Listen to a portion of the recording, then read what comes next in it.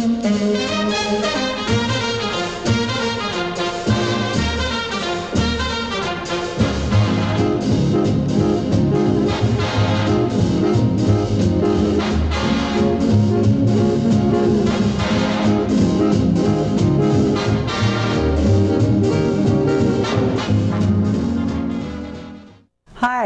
welcome to my kitchen. My name is Ruby and I'm going to demonstrate how to make pie crust. I want to tell you about the equipment you're going to be needing. A breadboard or a nice smooth surface to roll out the dough on, a rolling pin, measuring cups and measuring spoons, a pastry brush such as this, and this is a key tool that's going to make you or break you. It's a pastry blender. It cuts the shortening through the flour.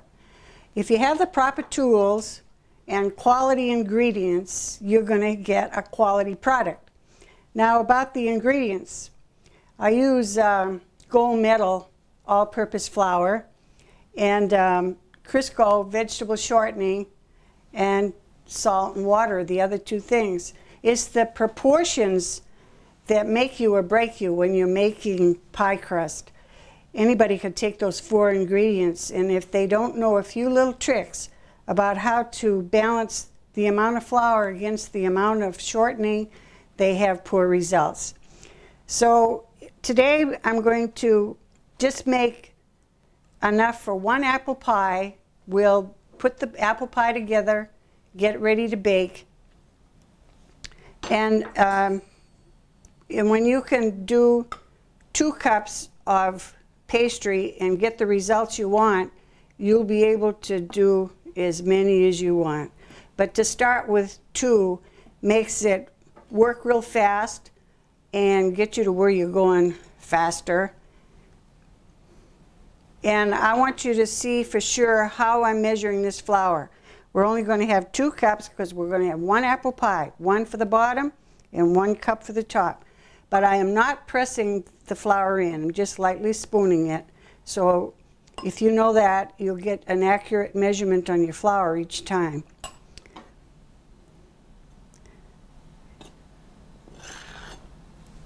Okay, 2 cups of flour. I have the salt pre-measured. It's 1 scant teaspoon of salt. These days, you know, everybody's cutting down on their salt. Too much salt makes people very sensitive fast. Mix the salt throughout the flour. So far, so good. Now, there's another trick I'm going to show you in detail. Measuring this shortening to get 3/4 of a cup of this shortening into a cup and into there is a problem. And you're going to, if you attempt to do it that way, I don't see any other way but to get it all over your hands, your tools.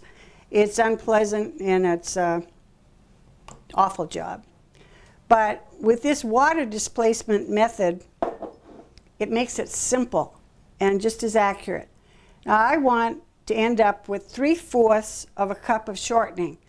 So I have 1/4 of a cup of water in my cup, and by displacing that water with the shortening, I don't have to worry about packing it, air bubbles, or anything like that. When the water line comes up to the 1 cup, I'm going to know that I have 3/4 of shortening. So far for this recipe, we have 2 cups of flour, 1 scant teaspoon of salt, and the 3/4 of a cup of shortening. Just take that water off of there. And the shortening isn't all over the place, and I know the measurement is accurate, and we're ready to go.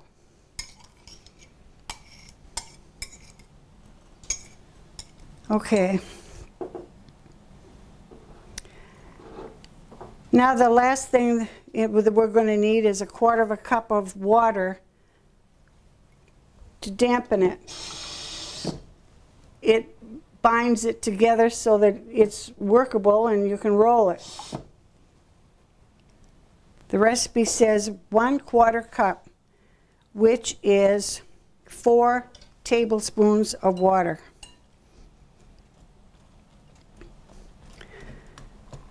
I cut the shortening into the flour, and I will not stop until all the flour is covered with shortening.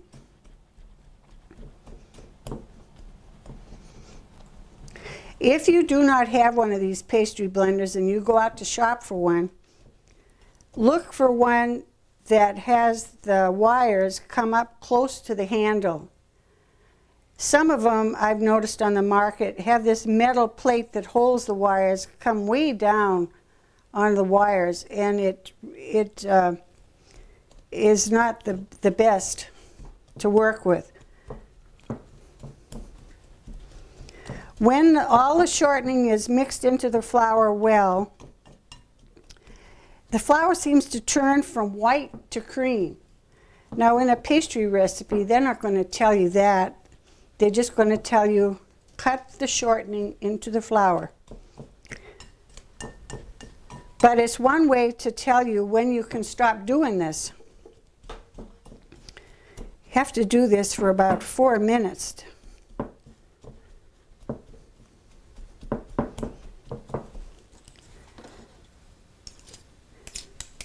I don't know why it turns cream color, but it sure does. If you clear what you're cutting away from the bottom of the bowl and you see any white flour there, you're going to know you have to do it some more. Because if water hits flour, you know what you get, paste. And paste is going to be hard to roll out on the board. Now I can be rough with this now, but pastry really needs some tender, loving care. If you want it to come out flaky, you can't overhandle it or handle it rough like you would bread. Well, this is just about done. It has changed color. It's the consistency of coarse meal, like recipes talk about. And it's all right to have some larger lumps through it, because when we roll this out, theoretically there's going to be a layer of flour, a layer of shortening, and when it gets in the hot oven, boom, flakiness. That's what we're striving for.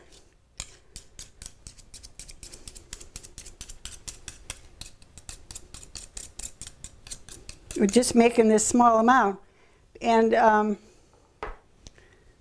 partly for speed, but it's all you need to see, because if you were going to make 2 apple or 1 apple and 2 shells, you just double this recipe and work with 4 cups of flour. But I would never advise you, with the small household equipment that you have to use, to make up more than 4 cups at a time, because for one thing, it's hard for something like this to handle it. And it just takes so much time, and it's more difficult to tell when to quit chopping this, and everything gets more complicated fast. So if you needed many more pies for holiday, or a lot of people coming to your house, 4 cups is about the limit, and then mix up another batch and give yourself a break. I'm adding water about 1 tablespoon at a time. And I said there was 4 tablespoons and 1/4 cup of water. I'm going to work it around like this, because now I'm acting more tenderly with it. I'm tossing this mixture around so that it will all get dampened. And the purpose of this is dampen it enough so that it's workable to roll out. Here goes another tablespoon. Toss it around again. When this step is finished, the dough will all go together and clear the bowl. I really like to do this. It's fun. It never gets old getting a nice home-baked pie out of the oven. It changes a house to a home fast, and you sure make everybody in that house happy. People that work all year long don't think much about making their own pies.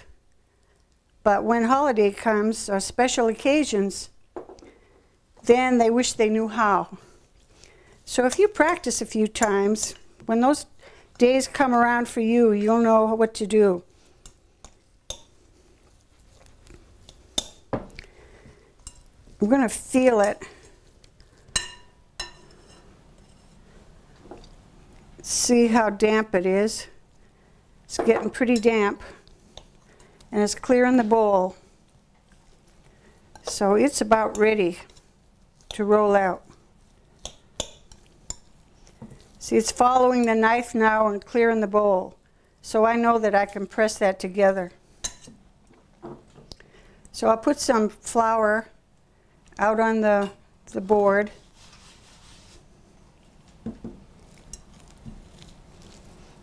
And get this together.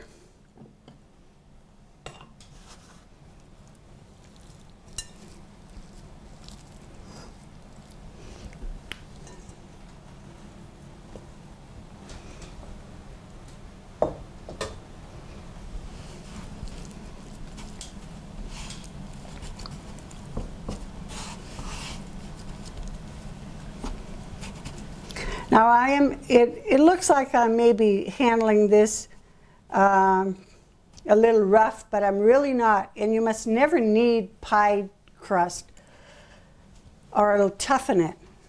And too much water will toughen it too.